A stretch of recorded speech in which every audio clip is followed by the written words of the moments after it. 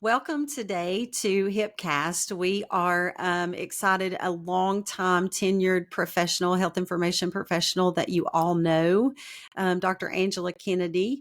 I'm going to read Dr. Kennedy's bio. Dr. Angela Kennedy is an Doctor of Education. She has an MBA and she is an RHIA. She's the current CEO of the Commission on Accreditation of Health Informatics and Information Management Education. Dr. Kennedy is a strong advocate for health information where and when you need it.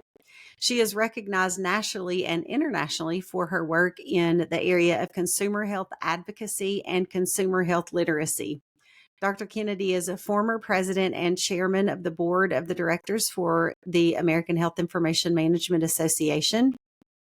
She testified before the United States Senate HELP Committee and was appointed by the U.S. Secretary of Department of Health and Human Services to serve on the Office of the National Coordinator, or affectionately called the ONC, Health Information Standards Federal Advisory Committee, and the ONC Consumer Task Force. Dr. Kennedy is a former director on the Claiborne Memorial Medical Center Board of Directors and the Finance Committee. She's a former member of the North Louisiana Go Care Board of Directors and a former member of the Bayou Health Board of Directors. Welcome to the show, Dr. Kennedy. Hey, good morning, everyone. Thank you for having me. I'm excited to be here. Let's talk some health IT. I'm excited about a whole Southern accent panel that we have going on here. Yeah. So. Oh, yeah. Yes. We're trying to keep them short and sweet, but with these accents, Tennessee. It may be long. Yeah, exactly. Yeah, that's great. That's great. So today we are going to talk about Dr. Kennedy's health information journey. We're going to talk about some failures in the system, in the healthcare system, and talk about a very personal story for Angela, for Dr. Kennedy. And then we're going to move into some discussion about some new technologies or services that Dr. Kennedy sees on the forefront. And then we'll kind of close out with some final thoughts. And I'm sure there's going to be some questions from Seth and I as we go along. I keep a pen handy because I always have questions when our speakers start. So let's get rolling. Yeah, absolutely. And one of the questions that we always like to start with is, tell us about your HI profession journey. How in the world did you find the HI profession? You guys are asking me to go back a long, long time. So way back when I graduated from high school and I was a freshman at Louisiana Tech, I thought I was going to be a pathologist. Don't ask me why, but in my head, I was going to be a pathologist. I really loved the analysis part. Are you seeing where the connection's coming in?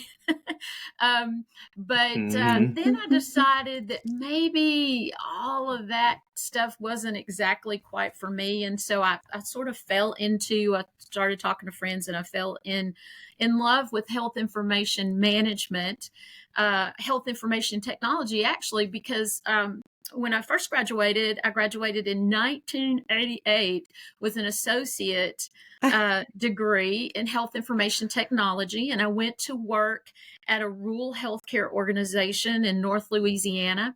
And I was really blessed. I ended up landing as the director of, like many of us, HIM and quality management and utilization and risk and even infection control. What the heck, right? Oh, and wow. So after being there for a while, I decided, my administrator actually told me, I had a conversation with him. He sort of made me mad, but then he did a really great thing for me. I said, I really want to go back to school and get my bachelor's degree. I was still in my 20s. I told y'all that was a long time ago. And he said, well, I'm sorry, I can't let you off work to do that. We were not in an online world. And he said, but you need to do it. because you have a lot of talent, but if you're going to do it, you're going to have to quit your job. And so I thought he was being so unfair to me. So I did just that. I resigned from my position. I went back to Louisiana Tech, and I finished up fairly quickly with my baccalaureate degree. And that's how I sort of fell into health information management. I worked as a consultant for rural health for a number of years, and then I went over to the teaching hospital at LSU Health Sciences. Left there and went into a for-profit setting, which was very different. And then from there into higher education. So I've been blessed with a wonderful career that has served me and my family well. And I hope maybe the profession for a lot of years now. It is what I love to do. And I'm going to continue doing it for a while, I think. So, but that's sort of my journey. That's awesome. I love that journey. I love that. A lot of our health information professionals that we get to talk to have done various roles, and they've moved about. They've not just kind of stayed in that one place.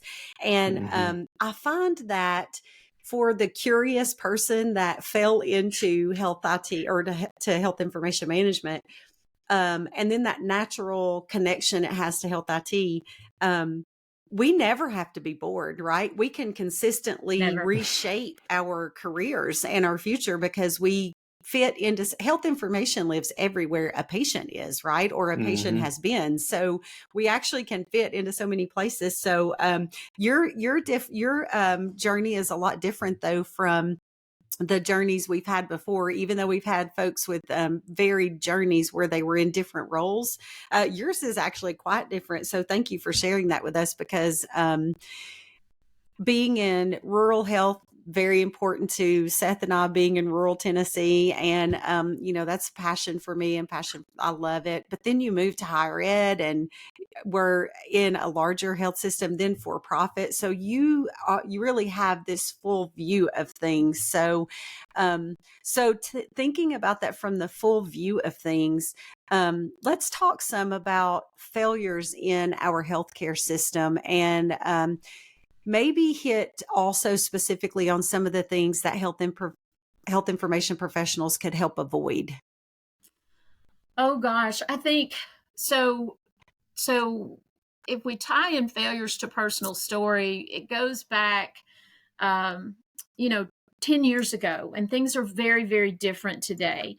And if we take a look at how we released information or shared information, technology, health information exchange, and while it's existed, if I go back to my education side, I think the first electronic record fell into place maybe like in 1972. So these digitized things have been around for a long, long time.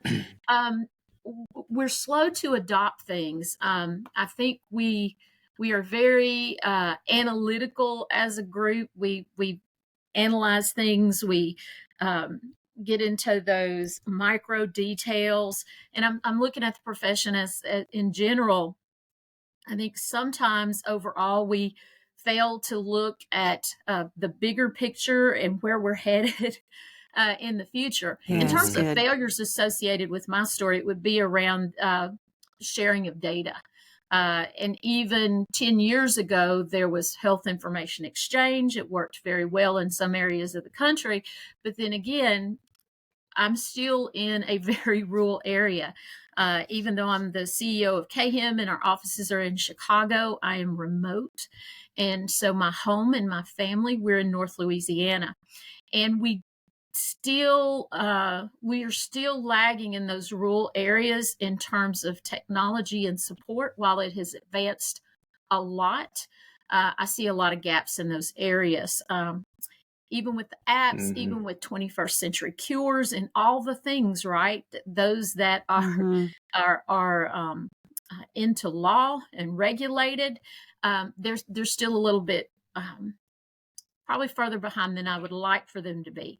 As health information management professionals, just generally in that area, I would love to see more visibility of our professionals engaged with patients and with their communities, because I don't see that. I don't see it in my area. I'm not just limiting this to North Louisiana. I think there's a lot we can do to improve social determinants of health. I also think there's a lot we can do to educate the consumer, and that's really sort of where my passions lie.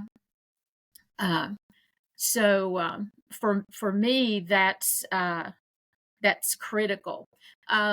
We don't we sort of follow policy, right? We have policies for release of information. We have policies for everything we do. We have procedures, but we don't get outside of those offices and really into the community and share what we know in a way that can be consumed by our patients, our neighbors, our family members. And that's where we need to hit the home run. And when it starts becoming second nature, we'll never have to define who we are. Ooh, I like that. We do like the rules. We are a rule following group in most scenarios. Some of us tend to push on those lines a little bit, but we do enjoy the rules as a profession. But you did mention your personal story. Would you mind sharing that personal story with our audience? Oh gosh, it's been a minute, right? My daughter, both my children adopted at ages 2 and 4, and they don't come with a guidebook or a medical record. Some medical data, but not a lot. Normal kids, brother and sister, doing all the normal kid things. My daughter had quite a bit of illnesses early on with asthma and allergies. And to fast forward the story, we found out at age 11 that she had cystic fibrosis. And that really changed everything in our household and everything for her. And I don't think I'll ever forget the diagnosis or that day. I immediately went into, I guess you would say, mama mode and then HIM mode, because I knew that the services that she would need were probably not going to be local to me, and that we were going to be going somewhere. And I have to give big kudos to Lynn Thomas Gordon, who was, at the time, I was either a HEMA president or past president. I was working with Lynn. Lynn had experience with Children's Hospital, where she had been an executive there at Rush, and she immediately put me in contact with Texas Children's, which is about 5 hours from me in Houston. And we got her in the door. Now, I won't say that getting in the door was easy. As a parent, I was willing. I remember sitting her down and saying, okay, we can get you an appointment tomorrow, but you're going to have to lie. We're going to go in through the ER, and you're going to tell them that you can't breathe, and they're going to give you, we're going to say you've had this sweat test, and they're going to get you an appointment with the best pulmonary doctor in the country where cystic fibrosis is concerned. And she looked at me and said, why do we have to do that? Well, we didn't, because case management came through for us and they got us an appointment. But with that, we had to get medical records from everywhere. I had records that we requested that ended up being faxed to a gas station, and the gas station called me and said, your number is on here. Yeah. And my husband went and picked them up, and I got lucky, right? Because they called us. So we had those issues. We had issues where providers didn't want to share data with us. We actually we went hospital to hospital and got copies. We went way back when, and even in her birth record, there were probably signs and things, and we recreated some of those records because they weren't available at the hospital where she was born at that time, which they should have been, but they weren't. So we recreated some things from claims data, and we put all of those things in this big, enormous binder, printed. We highlighted dates. We had the tab, here we go. It's that typical HIM attention to detail person. And we took that thing in, and the doctor said to us, "Wow, what do you do?" What do you do? Yeah.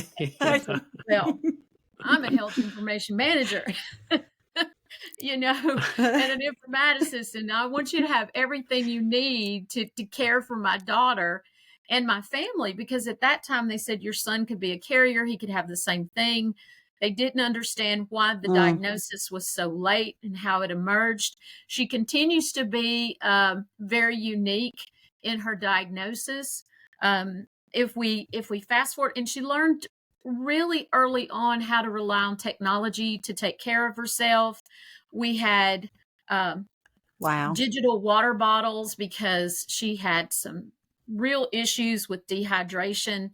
And so we had digital water bottles that would count and track.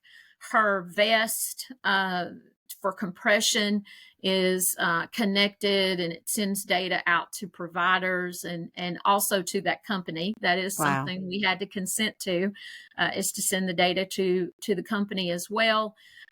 So at 11, 12 years old, she's at conferences and she's telling people health information is important to your care.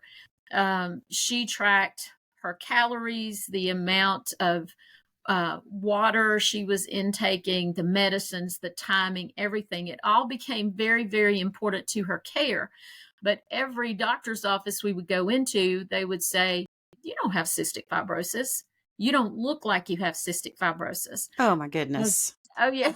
Oh, yeah. Wow. And, but, in general, a lot of CF patients don't look like they have CF.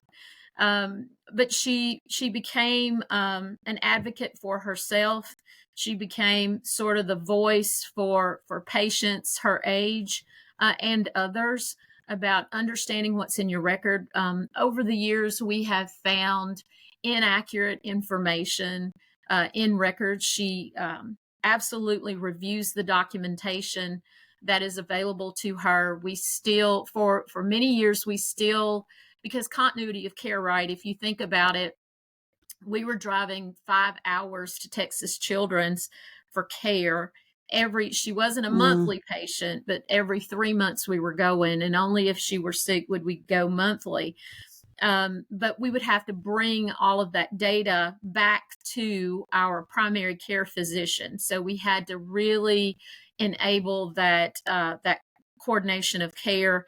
And it's not just one doctor you're seeing. CF affects many systems. And so there's GI, endocrine. They also diagnosed her with Hashimoto's. She has some very unique immune conditions where the skin peels off her fingers. They gave it a name. They call it aqua fingers. So an immunologist, a pulmonologist, a gastroenterologist, a rheumatologist, because she also has some rheumatoid issues, and of course the pulmonologist. And as she's grown up, she's learned how important it is to monitor what's in those records. As a parent, I can remember going in, and I think I probably annoyed a few practitioners by saying, can I record you? Because I would really try to keep up with everything they were telling us to do, because the key to longevity when you're dealing with a chronic illness like that is wellness. And so I wanted to make sure we were capturing everything. And when we would go into clinic, we weren't waiting. In other words, the one thing they don't want you to do, they don't want you to be out there with other sick people exchanging germs. There was a study many years ago. CF kids used to go to a CF camp. They all came home very sick. Well, if you've seen the movie 6 Feet Apart, there's got to be some distance. And we all understand 6 feet apart now very acutely after COVID. Now, but, yeah. And so there were things we would go back, and even in pulmonology, we may see 7 different people, including people collecting research data at one visit. And so I was constantly trying to capture all of that information to bring back to our primary care. That has since become easier. Now, here's fast forward, right? So we're doing all the things. she aged out of the children's hospital, and we had to transfer. Mm. So we had some really tough decisions to make. When you talk about health data and health data use, you also have to think about that's the care for me, but then care is not inexpensive. It's very expensive. And you have to think about insurance and where she's going to be insured later on in life. And so my husband and I decided, and, and Gracie, because she had aged out of the system, she's now adult, she's still covered under our insurance. We said, eventually you won't be under our insurance. Let's try to do something in state rather than just transferring next door to the adult clinic. So we did that. The records didn't go with us. Wow. So we had some challenges. We repeated a few tests. And when I say we transferred to a very large teaching hospital. Still had to travel to the appointment quite a ways. And we had some issues. They repeated a lot of tests. They repeated a lot of tests on the first visit. After about probably 6 months of working with them, we decided we couldn't do it anymore. So then we went actually to UAMS in Arkansas. Little Rock is only a couple of hours from our house. They had very good coordinated care. And that's what we weren't getting at the teaching hospital where we were. It was almost as if we had to redo everything when she went in. That was internally. So talk about a system fail between practitioners within that hospital system. And so it was very, very cumbersome. She made the decision on her own. She found what doctors were in network, what would be close for her as she graduates from college and she's got to travel to doctor's appointments. And so UMS was it. And we have received very good care, very coordinated care, and a lot of communication. When we went to, so you'll like this. So fast forward to 21st Century Cures, which was the old committee that I was on, standards and policy. So 21st Century Cures and information blocking, right? And so here we are, a patient, and we go in and we have genetic data. Genetic data is so critical right now because those gene tests will allow you access to medications. She, because of her gene profile, doesn't qualify for the number one medication right now, the Trikafta, that's available to CF patients. So, but that's okay because she's doing great, but her gene profile doesn't allow her access to that medication, at least not now. Wow. That medication has been released with great success for patients. So we're all waiting on the research, right? So that access opens up. However, there are some other things that we pay for privately. The Trikafta is way too expensive for that. About $300,000. So there are other things that we're doing that are less costly, that are working great, that they are tracking for research purposes for other families and other patients. She's in all these studies, but when we went to UMS initially, they had requested all the gene testing. They received, and there are thousands and thousands of genes, right? And so the initial panel that was conducted at Children's, they received that. Immediately had it on hand at her first appointment. The tests that were recently done within 3 months at the other teaching hospital in state, they did not have. And Grace contacted them for that information. They did not provide it to her. Then the hospital contacted the clinics, contacted them for that information. They did not provide it to them. It was not until the next appointment, which was 3 months later, they actually had all of the information. We were told that a certain gene panel had been conducted. It had not. They had actually redone the same panel that was conducted at Children's. So we had no new data for her. So now we do. Some of the records, though, this you'll probably find interesting. She is in the CF Foundation Cystic Fibrosis registry.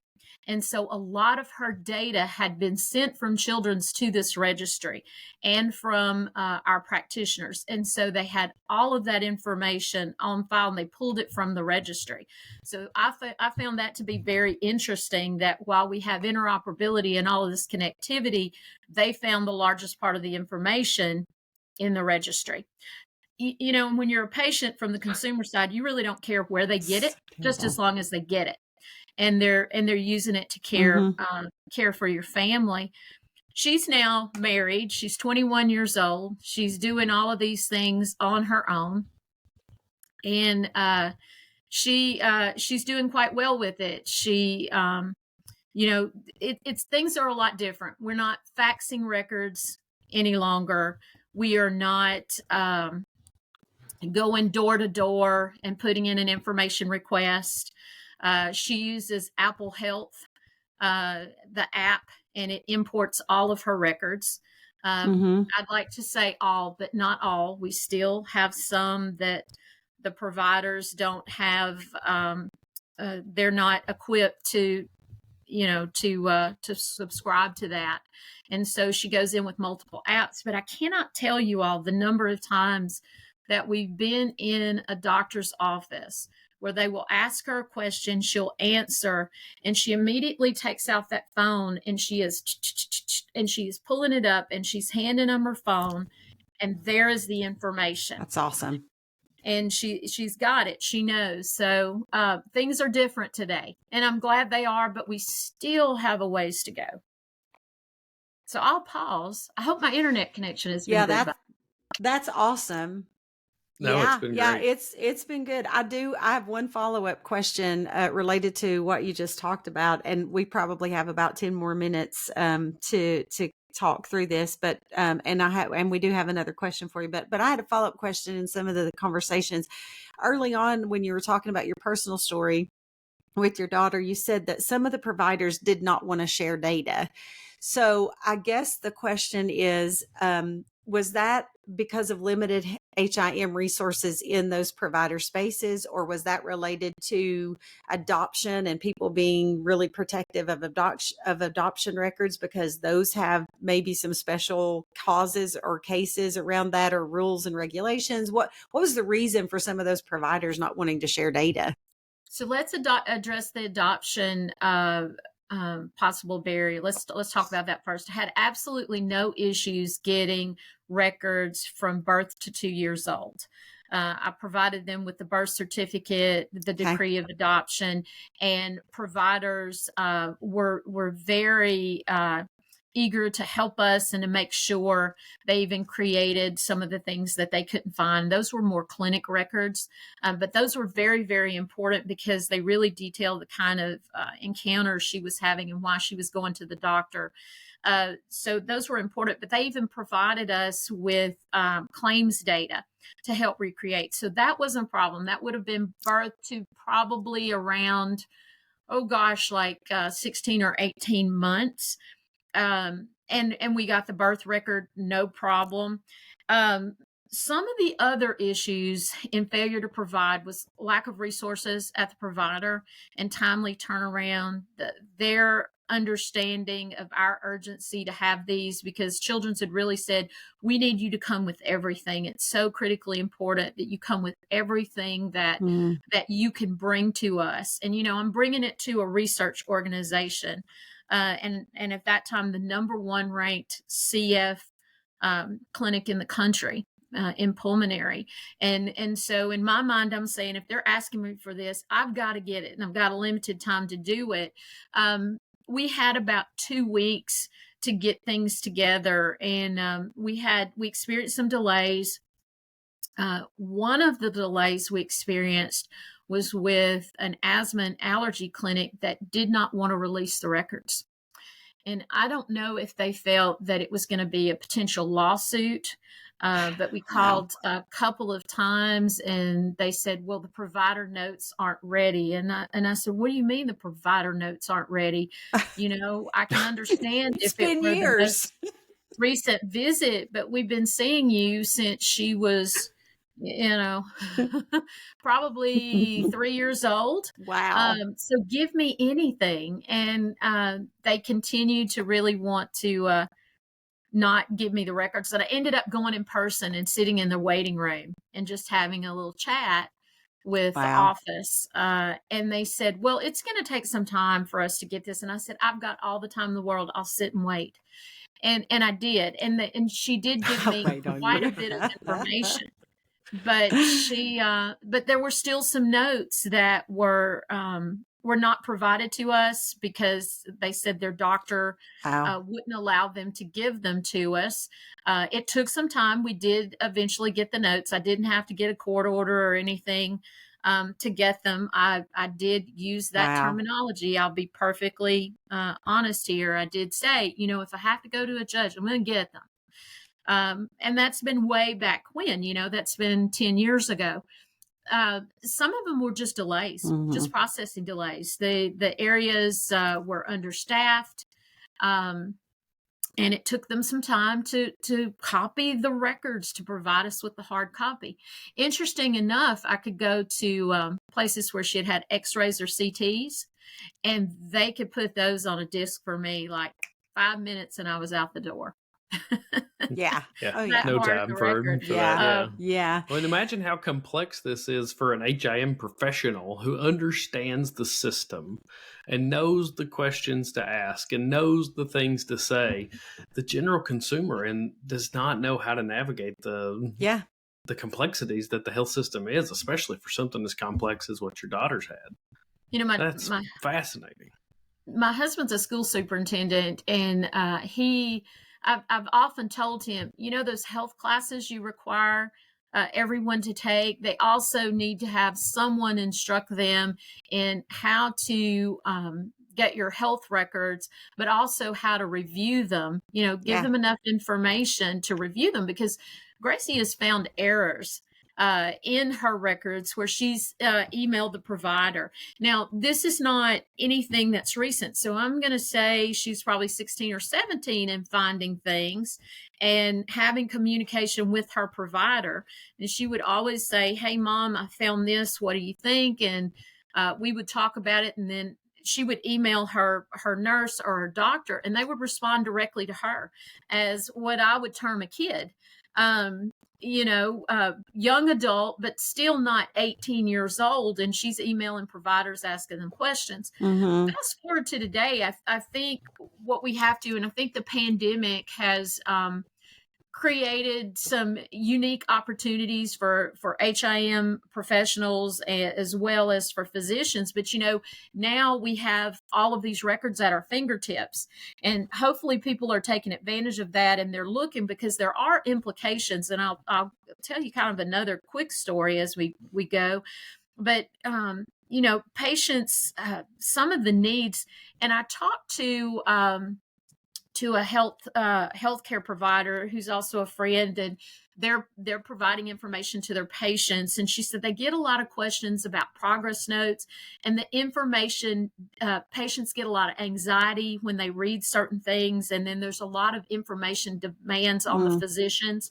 And I've heard that as well from others, just the demands of patients asking questions and wanting those answers back immediately have created a few burdens for our health system that we're going to have to figure out, exactly how we're going to handle that going forward. Interesting. One thing, though, it's so important as individuals that we check this data, one, for future care, for our own reference as we go in and out, seeing other providers. But one thing that we found, my husband was actually trying to get life insurance. We were going to renew a policy or convert it to term life, something like that. And so life insurance agent came out to our house. The nurse came, she weighed him and measured him. And she said, and by the way, I need you to sign this release for health records. And so when the information came back, there was someone else's test data was in the in the record. Some of their lab data was in the record.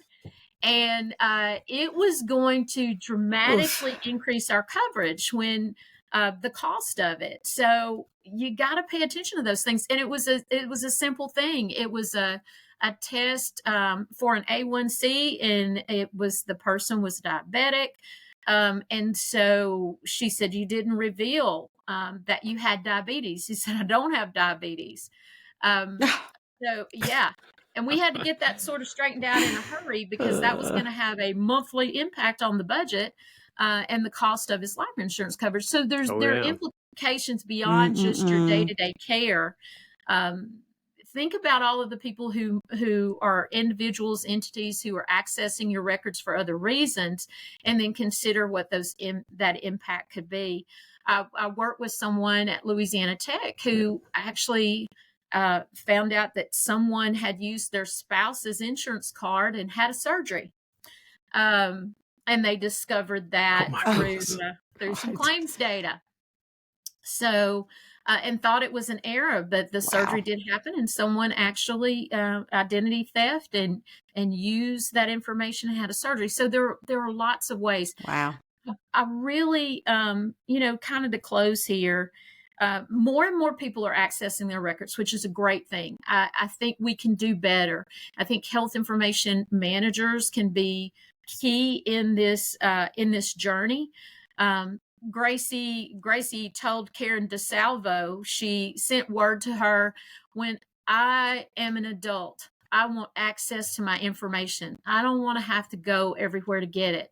Well, she's there. So kudos to Karen and all the work that she's done over the years. We're there, but we can still be better. We can be better at educating the consumer about the value of the information, about what's sitting out there in all of these repositories about them, about who uses it and for what reasons, about the authorizations you give on these apps in different places. People need to understand that.